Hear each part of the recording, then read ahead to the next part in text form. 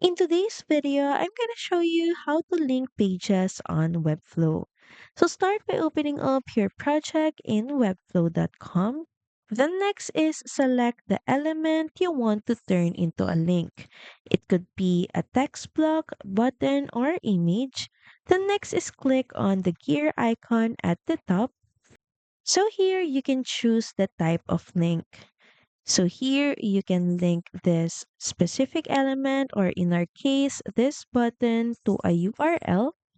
So here you can link this to an external website or to a page where you can link to another page within your Webflow project or in a section or email or phone. If you're linking this to another page, so first switch to the page tab and simply select the page from the drop-down menu. And for sections, pick the element with the corresponding ID.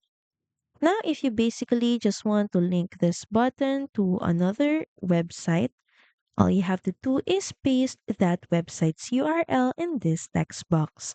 So that's pretty much it. Thank you very much for watching this video, and I'll see you again on the next one. Bye!